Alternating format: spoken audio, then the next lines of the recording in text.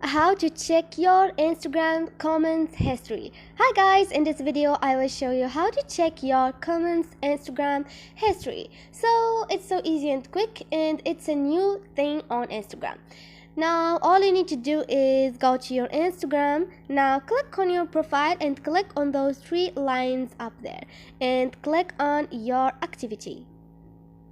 Now all you need to do is click on interaction, which is the third option, and now you have your comments in the first option. Click on it. Like you see, I haven't commented on anything yet, and when I comment on a photo or video, it will show up here. So let's see.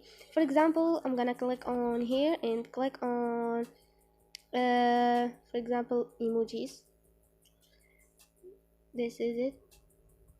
Now go back and go to this, click on it, do the same steps, click on it, click on your activity and click on interaction comments. So you see, you're gonna have all your comments history on this list, to newest to oldest. So this is it, guys. Hope this video was helpful to you, and if you like the video, don't forget to subscribe and like.